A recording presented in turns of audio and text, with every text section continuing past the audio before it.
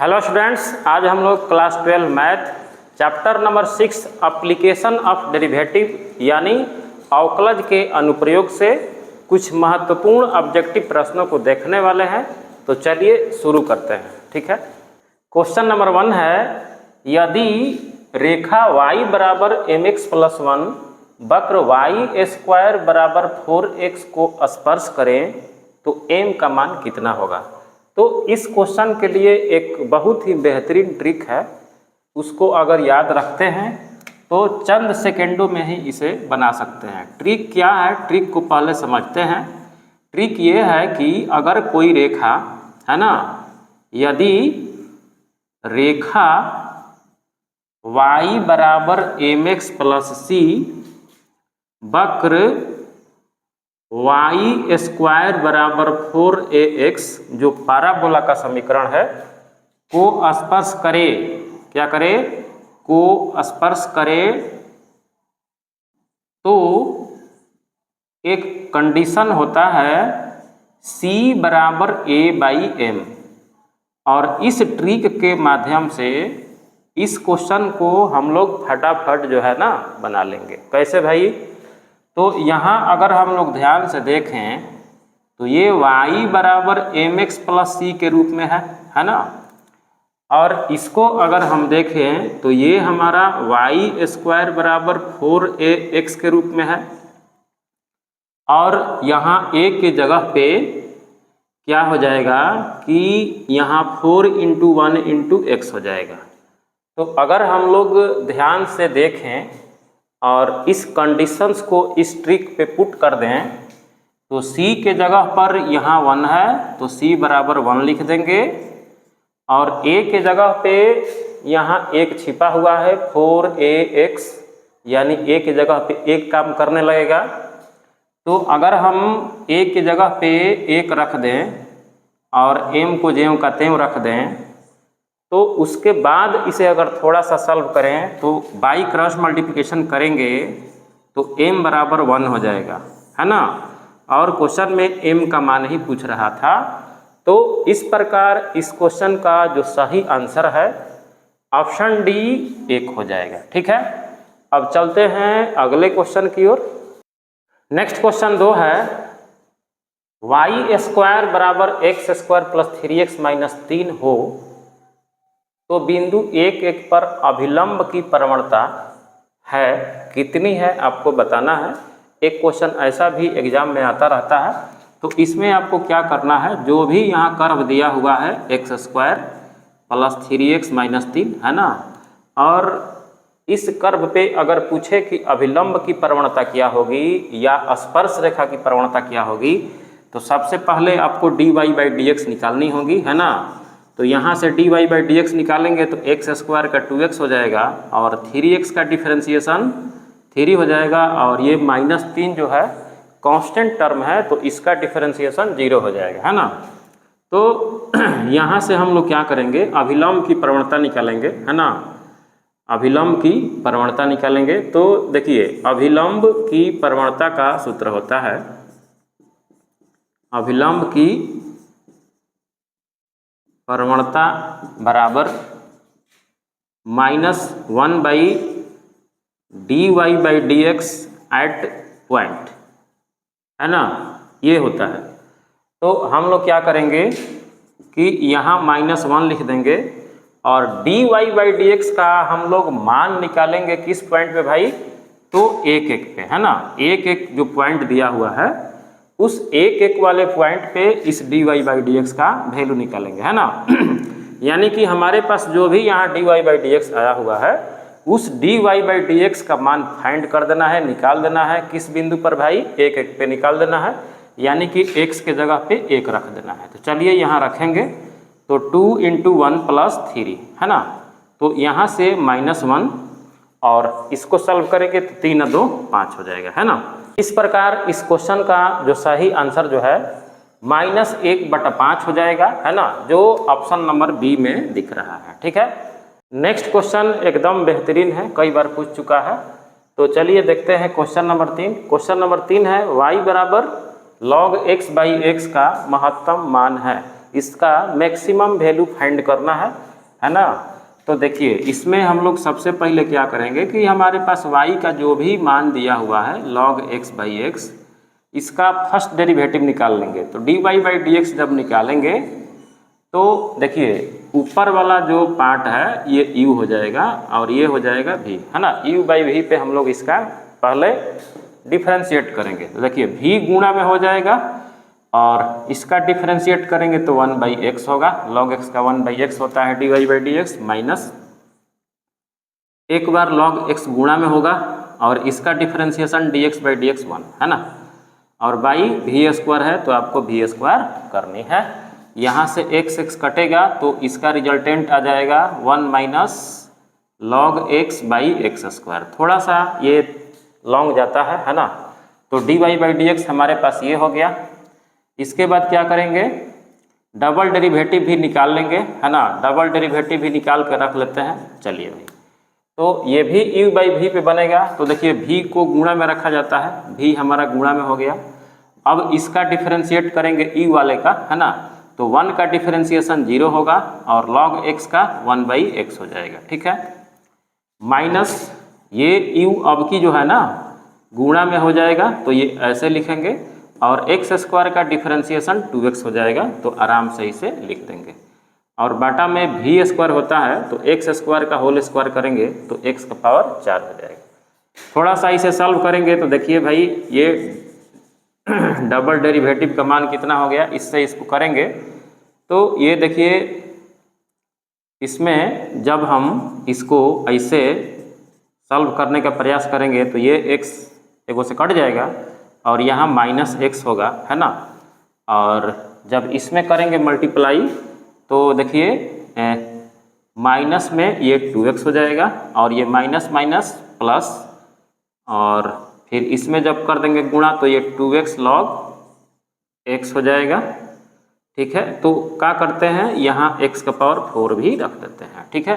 थोड़ा सा इसको बढ़ाएंगे तो क्या होगा, इसमें से हाई घटाएंगे तो दोनों माइनस में ही है तो -2x माइनस x माइनस में 3x होगा और ये ऑलरेडी हम लोग उतना ही लिख देंगे 2x log x और बाई x के पावर 4, है ना। इसको 2 नंबर मान लेते हैं और इसको 1 नंबर मान लेते हैं। अब हम लोग क्या करते हैं कि जब मैक्सिमम मान पता करना होता है तो हम लोग क्या करते हैं भाई, उसका क्रिटिकल पॉइंट निकाल लेते हैं, है ना। तो मैक्सिमम मिनिमम के लिए हम एक काम करते हैं, जो भी हमारे पास dy/dx है उसको जो है हम लोग 0 कर लेते हैं। तो 0 करेंगे तो क्या होगा, 1 minus log x/x² equal to 0, है ना। तो यहाँ से अगर हम क्रॉस मल्टीप्लिकेशन कर दें तो ये वाला तो भाई पार्ट 0 हो जाएगा, है ना। और यहाँ से करेंगे तो ये हो जाएगा हमारा 1 minus log x equal to 0। तो 1 minus log x equal to 0 से हम लोग क्या करेंगे, थोड़ा सा सॉल्व करने का प्रयास करेंगे। इसको इधर लाएंगे तो ये माइनस माइनस हट जाएगा। अब यहाँ ध्यान ये देना है कि एक जो है log में कितना का वैल्यू है। तो देखिए जब बेस e होता है ना तो e का ही मान जो है 1 होता है और बेस ऑलरेडी नेचुरल है यानी कि e है। अब दोनों ओर से हम लोग x log को गायब करेंगे, हटाएंगे तो x का मान e आ जाएगा, है ना। यानी कि हमारे पास जो एक्सट्रीम वैल्यू वाला जो पॉइंट है x बराबर e है और हमें क्या करना है कि चूँकि हमें मैक्सिमम मान पता करना है कि होता है कि नहीं होता है, इसका मैक्सिमम होगा कि नहीं होगा, तो थोड़ा सा जांच कर लेते हैं कि होगा कि नहीं होगा। इसीलिए हम लोग डबल डेरिवेटिव निकाले हैं। तो थोड़ा सा x बराबर e इस पे रख के चेक कर लेते हैं कि क्या कंडीशन होता है ना। तो x बराबर e पर जो डबल डेरिवेटिव का मान है वो कितना आ रहा है, थोड़ा सा चेक कर लेते हैं। चलिए इस पे रखते हैं। तो -3e plus 2e log e by e के पावर 4। तो देखिए log e का वैल्यू तो भाई हमारे पास जो है 1 हो जाएगा। तो यहाँ 1 अगर हम रख दें, 1 रख दें तो ये 2e हो जाएगा, है ना। तो 2e में से भाई 3e घटाएंगे तो -e बटा में e के पावर 4 हो जाएगा, है ना। इसका मतलब कि हमारे पास जो भी रिजल्टेंट है वो तो भाई माइनस में है, इसमें दो राय नहीं है, तो ये लेस देन 0 है। इसका मतलब ये हुआ कि x बराबर e पर y जो है हमारे पास फंक्शन, उसका जो है मैक्सिमम मान होगा, क्योंकि जब डबल डेरिवेटिव का मान उस पॉइंट पे लेस देन 0 है तो इस कंडीशन में मैक्सिमम मान होता है, और ग्रेटर देन 0 होता है तो उस सिचुएशन में मिनिमम मान होता है। तो ये तो हम लोग कंफर्म हो गए कि इसका मैक्सिमम मान होगा, है ना। और मैक्सिमम मान निकलेगा कैसे भाई?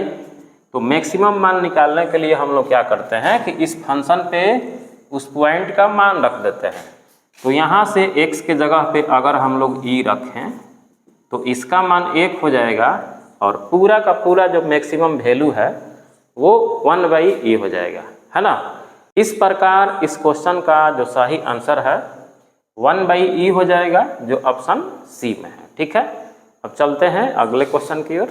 क्वेश्चन 4 है, यदि किसी वक्र की स्पर्श रेखा x अक्ष के समानांतर हो तो dy/dx कितना होगा, है ना। इस प्रकार के दो क्वेश्चन है जो एग्जाम में पूछता है कि यदि स्पर्श रेखा x अक्ष के समानांतर हो तब dy/dx कितना होगा, यानी कि स्पर्श रेखा की प्रवणता कितनी होगी। तो यदि स्पर्श रेखा, है ना, थोड़ा सा इसे समझने का प्रयास करते हैं। यदि किसी वक्र की स्पर्श रेखा अगर x अक्ष के समानांतर हो, है ना, इस प्रकार, तो उस सिचुएशन में dy/dx का जो वैल्यू होता है 0 होता है, यानी कि स्पर्श रेखा की प्रवणता कितनी होती है भाई? 0 होती है ना। स्पर्श रेखा की प्रवणता कितनी होगी? तो बिल्कुल 0 हो जाएगी, है ना। कब? जब x अक्ष के समानांतर हो तब। और एक और कंडीशन होता है कि जब स्पर्श रेखा y अक्ष के समानांतर हो तो उस सिचुएशन में अभिलंब की प्रवणता जो है 0 होती है। इसको भी याद रखिएगा, है ना। कभी कभी ये परीक्षा में पूछता है, कभी कभी नीचे वाला परीक्षा में पूछता है, तो आपको याद रखना है। अब इसमें ध्यान रखिएगा कि स्पर्श रेखा जो है y अक्ष के समानांतर होती है ना। स्पर्श रेखा जो है y अक्ष के पैरेलल होता है, तब ध्यान से नहीं देखेंगे तो दिक्कत हो जाएगा, है ना। तो आपको बताते चलें एक बार फिर कि जब स्पर्श रेखा अगर x अक्ष के समानांतर हो, है ना, तो स्पर्श रेखा की प्रवणता यानी dy/dx ये 0 हो जाता है। और स्पर्श रेखा अगर y अक्ष के समानांतर हो जाए इस कंडीशन में, तो इस कंडीशन में अभिलंब की प्रवणता जो है वो 0 हो जाती है। दोनों बातों को याद रखना है, कोई ना कोई जरूर परीक्षा में पूछता है ना। तो इस क्वेश्चन का जो सही आंसर होगा ऑप्शन डी 0 हो जाएगा, है ना। नेक्स्ट क्वेश्चन 5 है, f(x) बराबर 2x² माइनस 3x प्लस 5 का मिनिमम वैल्यू है। इसका मिनिमम वैल्यू पूछ रहा है कि मिनिमम वैल्यू कितना होगा। तो चलिए देखते हैं मिनिमम वैल्यू कैसे फाइंड करेंगे। देखिए, तो बहुपद का मिनिमम वैल्यू या मैक्सिमम वैल्यू निकालने का एक टेक्निक होता है। उस टेक्निक पे अगर हम क्या काम करते हैं ना, तो उसके थ्रू हम लोग को क्या करना होगा कि इसको a+ b के होल स्क्वायर पे या a- b के होल स्क्वायर पे इसको तोड़ना होगा, करना होगा, है ना। तो चलिए करके देखते हैं। यहाँ से हम एक काम करते हैं, यहाँ √2x का होल स्क्वायर कर देते हैं, तो ये a² का काम कर जाएगा। और माइनस है तो a- b के होल स्क्वायर पे ले जाएंगे तो -2, और a के जगह पे रखेंगे ये, तबे ना 2ab होगा। और b के जगह पे हम रखेंगे, यहाँ 3 है तो 3 तो रखना ही पड़ेगा, और फालतू में 2√2 है तो यहाँ 2√2 कर देंगे, है ना। क्योंकि देखिए इससे हाई कट गया और एकरा से हाई कट गया, तो आराम से माइनस में 3x होगा। और सूत्र पे क्या होगा कि a square minus 2ab plus b square. तो प्लस बी स्क्वायर हम अपने घर से लाएंगे, है ना, और घर से लाएंगे तो क्या करेंगे, यहाँ स्क्वायर करेंगे तो जितना लिए हैं उतना देना भी पड़ेगा भाई, घर से लाए हैं तो घर को देना पड़ेगा। ठीक है, तो जितना प्लस किए उतना माइनस कर दिए ताकि मान में अंतर ना हो, और लास्ट में इस 5 को भी ऐड कर देना है। तो देखिए मान में अंतर भी नहीं पड़ा, और ये जो पोलिनोमियल फंक्शन है a square minus 2ab plus b square पे हो गया यहाँ से यहाँ तक, और ये फालतू है तो क्या करेंगे, इसको हम लोग लिखेंगे √2x और माइनस करके 3/2√2 का होल स्क्वायर, है ना, और उसके बाद इसको हल कर देंगे तो ये 9 हो जाएगा, 2 दूनी के 4, 4 दूनी 8 हो जाएगा और प्लस 5। तो इसको हल करेंगे, है ना, थोड़ा सा हल करेंगे तो क्या होगा, ये तो भाई ज्यों का त्यों हम लोग रखेंगे, इसमें दो राय नहीं है। इसको हल करेंगे तो देखिए कितना होगा, 8 एलसीएम लेंगे तो 8 × 5 = 40 और माइनस 9, तो ये हो गया 31/8। तो यहाँ हो गया ये 31/8। इस कंडीशन में, इस कंसेप्ट में आपको क्या करना है कि कोई भी बहुपद आएगा तो उसको या तो a माइनस बी के होल स्क्वायर पे तोड़ना होगा या a प्लस बी के होल स्क्वायर पे तोड़ना होगा।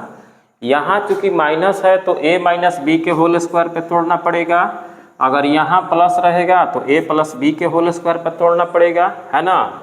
अब यहाँ से जब तोड़ देंगे तो उसके बाद क्या होगा कि इसका जो मिनिमम मान जो होगा ना 31/8 हो जाएगा। अब इसमें कुछ और नया करने की ज़रूरत नहीं है, और ये जो मिनिमम मान है कैसे प्राप्त होगा भाई, तो इसको हम 0 करेंगे तब प्राप्त होगा, क्योंकि ये सारा टर्म जो है प्लस में है तो मैक्सिमम वैल्यू तो होगा नहीं, और मिनिमम वैल्यू तब प्राप्त होगा जब हम इसको 0 बना देंगे, है ना, क्योंकि जब स्क्वायर में है तो ये तो हमेशा बड़ा ही मान होगा। छोटा मान कब होगा, जब इसको 0 कर देंगे। तो जब इसको 0 कर देंगे, है ना, चाहे किसी भी पॉइंट पे हो, यहाँ पॉइंट नहीं पूछ रहा है, नहीं तो यहाँ से हम इसको 0 करके इसका पॉइंट भी निकाल लेते, तो यहाँ केवल मिनिमम वैल्यू पूछा जा रहा है, तो मिनिमम वैल्यू यहीं जो है ना, यहीं हमारा मिनिमम वैल्यू हो जाएगा, और ये जो है ऑप्शन डी में है। इस प्रकार इस क्वेश्चन का जो सही आंसर होगा ऑप्शन डी हो जाएगा। और इसी क्वेश्चन में अगर यहाँ माइनस दे देता, है ना, यहाँ अगर माइनस दे देता तो यहाँ जो भी डिजिट आता वो उसका मैक्सिमम वैल्यू होता है ना, इस बात को ध्यान रखिएगा। अगर यहाँ प्लस में आ रहा है तो ये वाला जो है वैल्यू मिनिमम वैल्यू होगा, और यहाँ शुरू में माइनस अगर लग गया तो ये जो है मैक्सिमम वैल्यू हो जाता है ना। नेक्स्ट क्वेश्चन 6 है, यदि x + y = 12 हो तो x × y का मैक्सिमम वैल्यू है। 4 ऑप्शन है, इन चारों ऑप्शन में से किसी एक को सेलेक्ट करना है। ये जो क्वेश्चन है 2007 में आया था एनडीए में। तो चलिए देखते हैं कि इस प्रकार के क्वेश्चन को हम लोग कैसे सॉल्व करेंगे। तो देखिए यहाँ हमारे पास क्या है, मेन कंडीशन है कि x + y = 12 है ना। तो हम एक काम करते हैं, y = 12 - x ले लेते हैं, है ना। अब क्या करेंगे कि मान लेंगे, है ना, मान लेंगे कि x × y जो है ना वो fx है ना। इसको क्या मान लेंगे, x × y जो है हमारा fx है, और यहाँ हम y को 12 - x लिखेंगे तो ऑलरेडी ये x के फॉर्म में आ जाएगा, ऐसे, है ना। अब जब हमें मैक्सिमम मिनिमम पता करना होता है तो विदाउट डेरिवेटिव का तो होगा नहीं, तो थोड़ा सा इसे खोल लेते हैं मल्टीप्लाई करके। ये हो जाएगा 12x माइनस में x²। अगला स्टेप हमारा होगा, इसे डिफरेंशिएट करेंगे। तो अगर हम इसका डिफरेंशिएट करते हैं तो 12x का डिफरेंशिएशन 12 × 1 और x² का हो जाएगा 2x। अब इसे हम डबल डेरिवेटिव भी करके रख लेते हैं ताकि आसानी से चेक हो जाए। कि मैक्सिमा होगा या मिनिमा होगा। तो यहाँ 12 × 1 बराबर ये तो 12 होगा, ये 2x हो जाएगा। अब इसका डबल डेरिवेटिव निकालेंगे तो 12 का 0 हो जाएगा और 2x का 2 × 1 होगा, यानी कि -2 आ गया। ठीक है, अब हमें क्या करना होगा, मैक्सिमा और मिनिमा के लिए हमें एक काम करना होगा, f' को 0 करना होगा, है ना। f' को 0 करके क्रिटिकल पॉइंट पता कर लेंगे। तो यहाँ 12 - 2x जो है, 12 - 2x जो है, अगर हम 0 करते हैं तो यहाँ से -2x बराबर इसको इधर ले जाएंगे तो माइनस में 12 होगा, और दोनों ओर से माइनस उड़ाते हैं और x का मान पता करते हैं तो 12/2 बराबर क्या हो जाएगा, ये हमारा 6 हो जाएगा, यानी कि x बराबर 6 हो गया।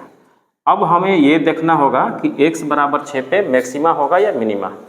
तो अगर हम x बराबर 6 डबल डेरिवेटिव पर रखें, है ना, x बराबर 6 पर डबल डेरिवेटिव में रखकर पुट करें तो यहाँ -2 है, और x बराबर 6 -2 पे पुट भी करेंगे तो ऑलरेडी ये -2 ही रहेगा।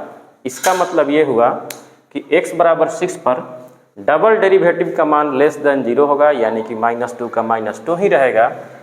ये इस बात को इंगित करता है कि x बराबर 6 पर f(x) का, है ना, मैक्सिमम वैल्यू होगा, है ना, और जब बड़ा होता है तो मिनिमम वैल्यू होता है। तो अब हम क्या करते हैं, हमें महत्तम मान पता करना है। तो महत्तम मान कैसे निकालेंगे भाई, तो हमारा जो f(x) है इसी पे x बराबर 6 रख के महत्तम मान फाइंड कर लेंगे। तो अब मैक्सिमम मान निकाल लेते हैं। मैक्सिमम मान निकालने के लिए चलो हम इस पे रखते हैं भाई 12 × 6 और -6 का होल स्क्वायर।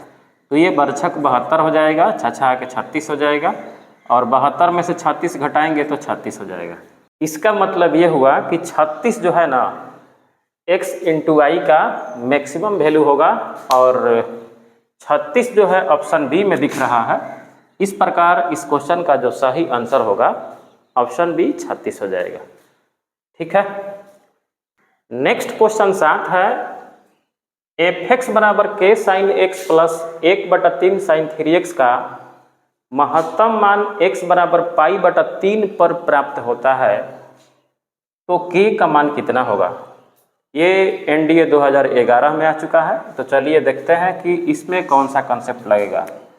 तो यहाँ हमारे पास f(x) जो है k sin x plus 1/3 sin 3x दिया हुआ है। ठीक है, और क्वेश्चन में कह रहा है कि x बराबर π/3 पर f(x) का मैक्सिमम मान प्राप्त होगा। तो हम एक काम करते हैं, इसका पहले डिफरेंशिएट कर लेते हैं, देखते हैं कितना होता है। ये k कांस्टेंट है तो k ही रहेगा, और साइन का डिफरेंशिएशन हो जाएगा cos x। ठीक है, ये 1/3 ज्यों का त्यों होगा, और इसका डिफरेंशिएशन हो जाएगा cos 3x, और बाई चेन रूल 3x का 3 हो जाएगा, तो इस 3 से ये 3 कट जाएगा। अब देखिए x बराबर π/3 पर f(x) का मैक्सिमम मान प्राप्त हो रहा है। इसका मतलब ये हुआ कि x बराबर π/3 पे f'(x) का मान जरूर 0 होना चाहिए, है ना। इसलिए हम लोग यहाँ क्या करेंगे कि f'(π/3 बराबर 0 कर देंगे डायरेक्ट, और मान फाइंड करने का प्रयास करेंगे, क्योंकि x बराबर π/3 पर अगर f(x) का मैक्सिमम मान प्राप्त होता है या मिनिमम मान प्राप्त होता है, इसका मतलब ये हुआ कि उस पॉइंट पे f'(x) का मान जरूर 0 हो जाएगा, है ना। तो चलिए हम लोग क्या करते हैं, हमारा जो भी यहाँ f'(x) आया हुआ है इस पे x के जगह पे, है ना, π/3 रखते हैं। तो cos π/3 प्लस यहाँ हो जाएगा cos 3x, x के जगह पे π/3 हो जाएगा बराबर 0। यहाँ से 3 हटा लेते हैं। अब देखिए cos π/3 मतलब 180/3 60 डिग्री, है ना। तो cos 60 का मान होता है 1/2, है ना, और यहाँ cos पाई है, cos पाई मतलब cos 180 डिग्री। देखिए तो यहाँ cos 180 का मान हो जाएगा -1, ठीक है। तो ये हमारा -1 होगा बराबर 0। सॉल्व करेंगे तो देखिए भाई ये k/2 है और इसको उधर करेंगे तो ये प्लस में 1 हो जाएगा। यहाँ से थोड़ा सा क्रॉस मल्टीप्लिकेशन करके इसका मान निकालेंगे तो ये जो है ना k/2 हो जाएगा। और k/2 जो है ऑप्शन नंबर सी में दिख रहा है। इस प्रकार इस क्वेश्चन का जो सही आंसर होगा ऑप्शन सी 2 हो जाएगा, ठीक है। तो इस प्रकार का क्वेश्चन अगर एग्जाम में पूछे कि एक फंक्शन है और किसी खास पॉइंट पे इसका मैक्सिमम या मिनिमम मान प्राप्त हो रहा है, तो आपको क्या करना है, एक बार इसका डिफरेंशिएट कर देना है। और अगर f(x) का मान इस पॉइंट पे मैक्सिमम या मिनिमम प्राप्त हो रहा है तो इसका मतलब ये होता है कि उस पॉइंट पे f'(x) का मान 0 जरूर होगा, है ना।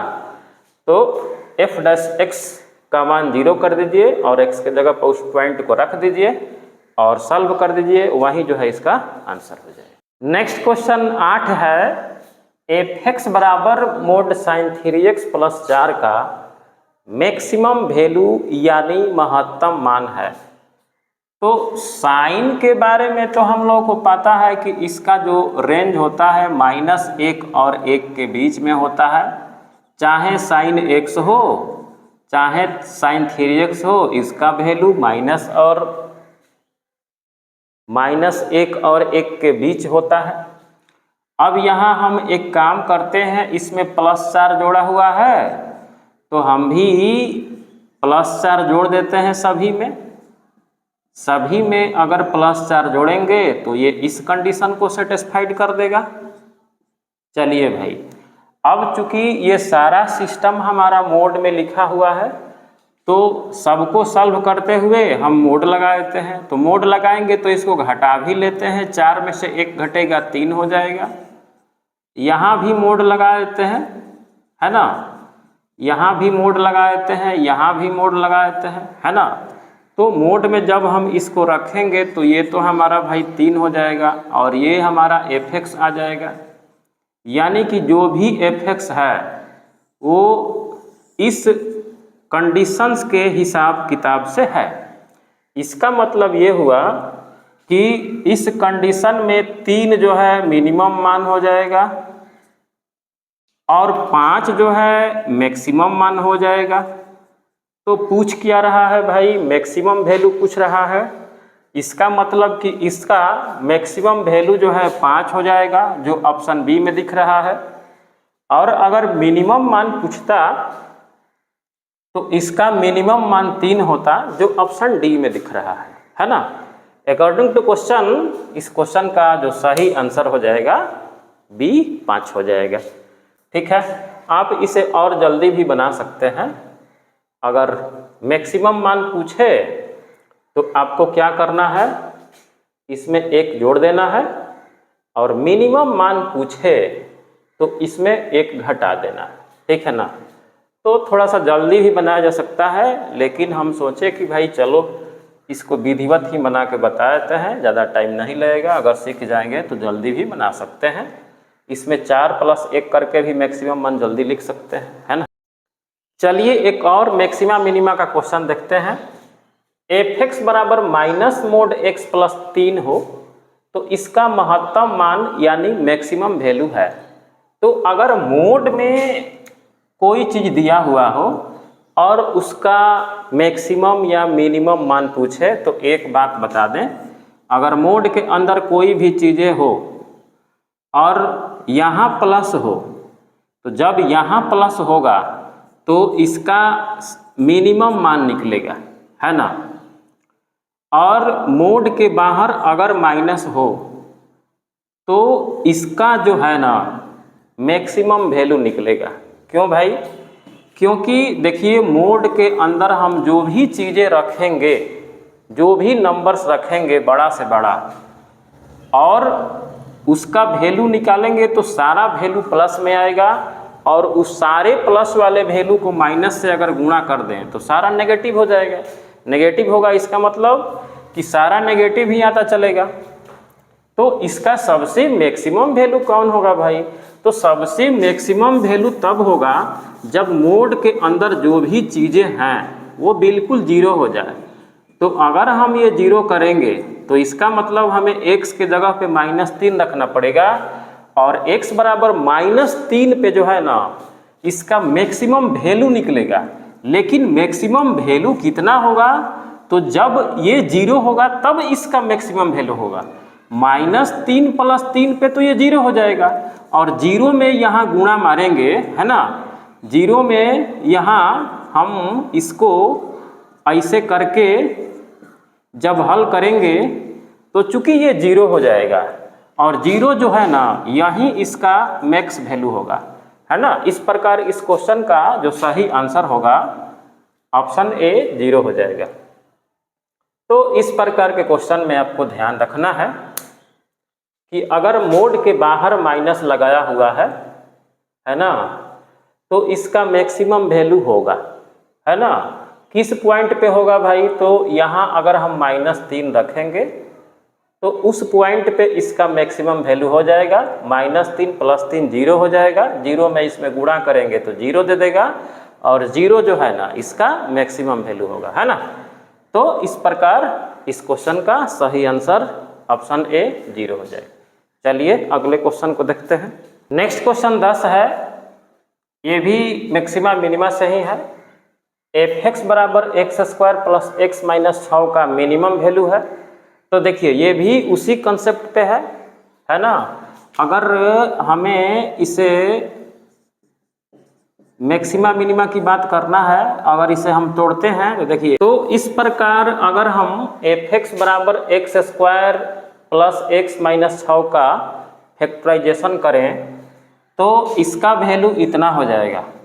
हमें यहाँ चूंकि मिनिमम वैल्यू पता करना है और यहाँ ऑलरेडी प्लस में सारी चीज़ें हैं, तो इसके अंदर x का कोई भी वैल्यू रखेंगे तो वो बड़ा से बड़ा मान देता रहेगा, और मोड के बाहर कोई भी चीज़ें निकालेंगे रिजल्टेंट उसका प्लस में ही आएगा। तो मैक्सिमम वैल्यू का तो कोई अस्तित्व ही नहीं है, इसका मिनिमम वैल्यू ही निकलेगा, और वो भी मिनिमम वैल्यू तब निकलेगा जब ये या ये दोनों 0 हो जाए।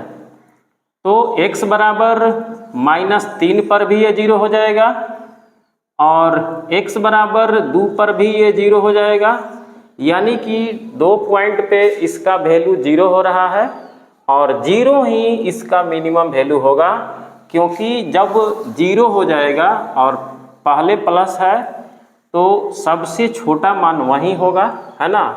बाकी सारा मान इससे बड़ा ही आता चला जाएगा क्योंकि ये प्लस में दिया हुआ है, ठीक है।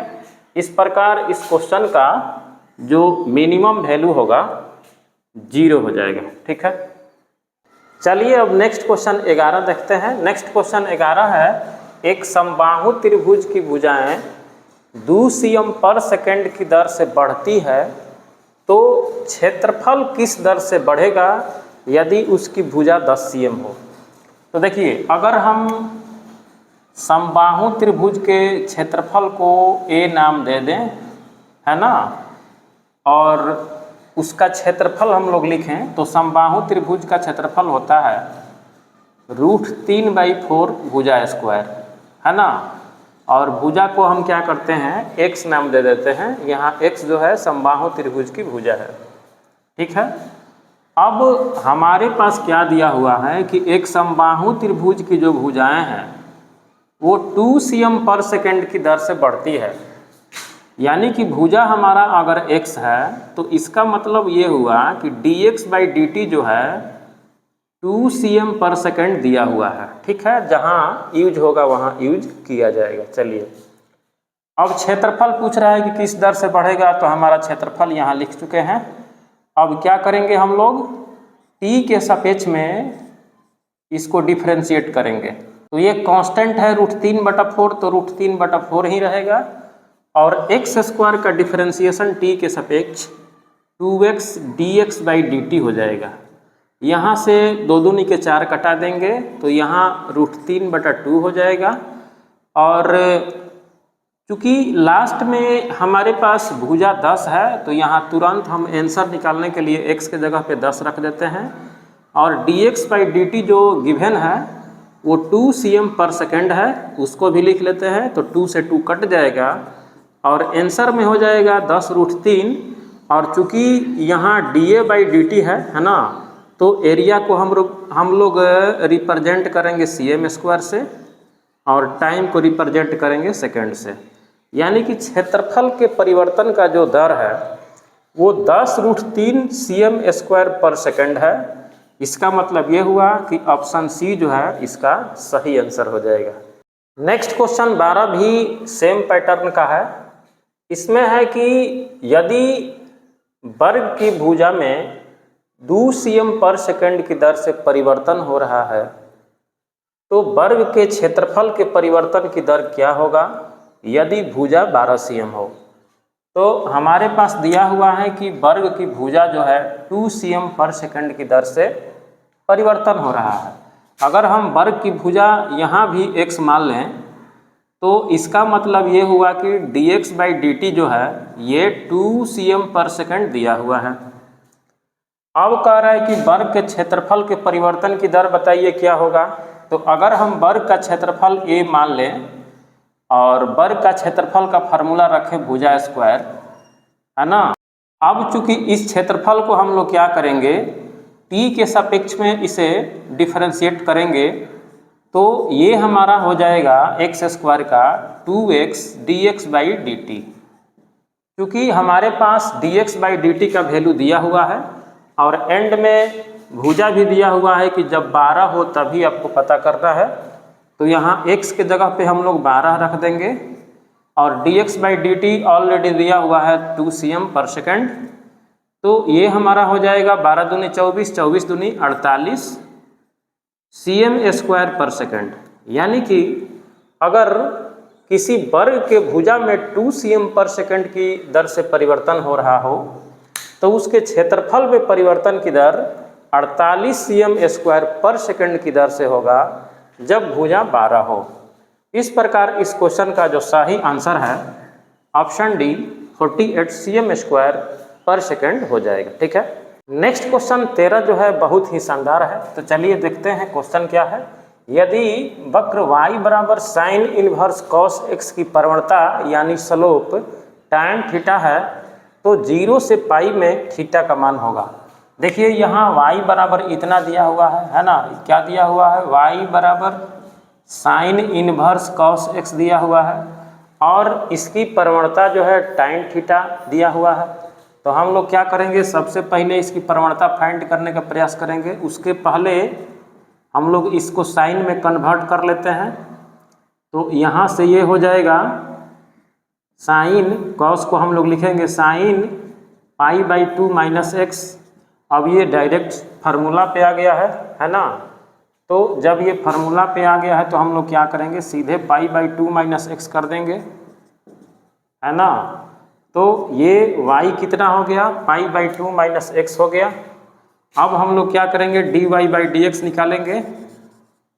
तो dy/dx करेंगे तो इसका डिफरेंशिएट 0 होगा और x का -1 होगा। और क्वेश्चन में कह रहा है कि इसका जो स्लोप है ना, स्लोप क्या है, tan थीटा है ना।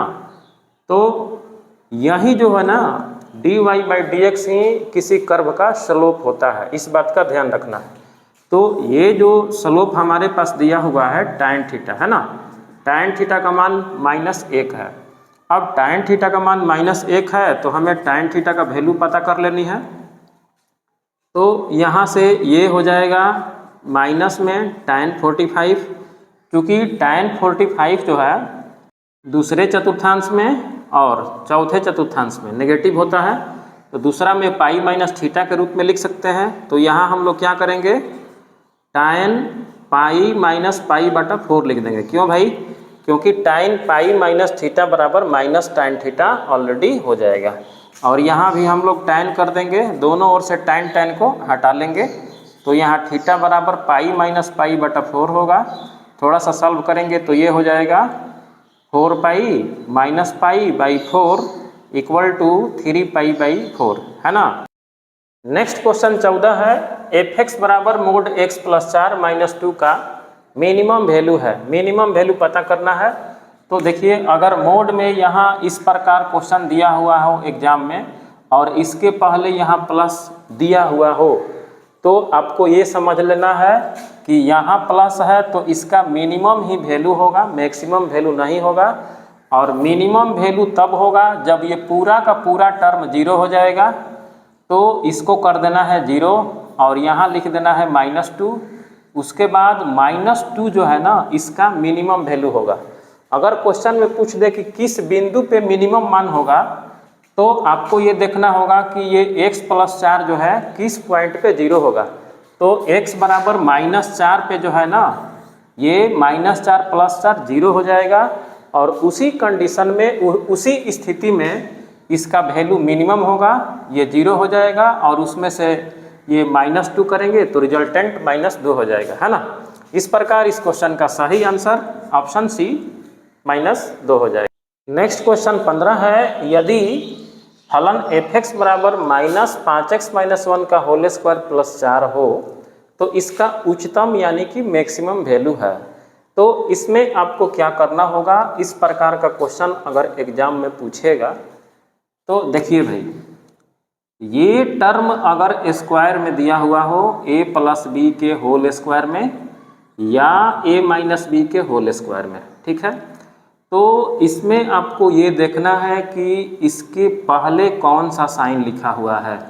अगर इसके पहले समझ लीजिए कि माइनस में है तो इसका मैक्सिमम वैल्यू होगा, और इसके पहले अगर प्लस में दिया हुआ है तो उस कंडीशन में इसका मिनिमम वैल्यू होगा और इस कंडीशन में मैक्सिमम वैल्यू होगा, ठीक है। और मैक्सिमम वैल्यू होगा कितना, तो इसको बना देना है 0, क्योंकि ये हमारा 0 हो जाएगा तो 0 में माइनस में गुणा करेंगे ऑलरेडी 0 हो जाएगा और उसमें 4 जोड़ देंगे तो वही जो है इसका मैक्सिमम वैल्यू हो जाएगा, है ना। इस प्रकार इस क्वेश्चन का जो सही आंसर होगा ऑप्शन ए 4 हो जाएगा। और ऐसा ही क्वेश्चन अगर पूछ दे कि मिनिमम कितना होगा, तो उसमें ध्यान रखिएगा, उसमें जो है ना, इस क्वेश्चन में यहाँ प्लस दिया रहेगा, है ना, और प्लस दिया रहेगा तो यहाँ मैक्सिमम की जगह क्वेश्चन में मिनिमम होगा, और मिनिमम भी पूछेगा तो आपको इसको 0 कर देना है और इसी में ये वाला जो प्लस है प्लस कर देना है। अगर माइनस रहेगा क्वेश्चन में तो माइनस कर देना है। तो 0 + 4 कर दीजिएगा तो वो जो है इसका मिनिमम वैल्यू हो जाएगा, ठीक है। मैक्सिमम मिनिमम की बात है, ठीक है। तो ध्यान रखना है, यहाँ अगर माइनस रहेगा तो मैक्सिमम वैल्यू होगा, है ना, और यहाँ अगर प्लस रहेगा तो मिनिमम वैल्यू होगा। क्यों? क्योंकि देखिए, अगर ये प्लस है तो इसमें हम कुछ भी मान रख के स्क्वायर करते जाएंगे और प्लस बनाते जाएंगे तो इसका मैक्सिमम वैल्यू का कोई अस्तित्व ही नहीं रहेगा जब यहाँ प्लस रहेगा तो, है ना। तो मैक्सिमम वैल्यू का कोई अस्तित्व नहीं रहेगा, बड़ा से बड़ा मान रखते जाएंगे और बड़ा से बड़ा मान आता जाएगा। लेकिन मिनिमम मान जो है वो ज़रूर निकलेगा। किस पर निकलेगा? तो अगर ये हम 0 करते हैं तो इसको 0 कर देंगे और 0 करने के बाद इसमें 4 जोड़ देंगे तो वही जो है इसका सबसे छोटा मान होगा, सबसे मिनिमम मान होगा, है ना। और अगर ये भी ध्यान रखिएगा कि परीक्षा में अगर ये पूछ दे कि इतना का उच्चतम मान किस बिंदु पर प्राप्त होगा, तो वो पता करने के लिए आपको क्या करना होगा, इसमें जो भी मटेरियल है इसको 0 करके इसका पॉइंट निकाल लेना है। तो पॉइंट आ जाएगा 1/5, यानी कि 1/5 पर इसका मिनिमम या मैक्सिमम मान प्राप्त होगा, है ना। तो आज बस इतना ही।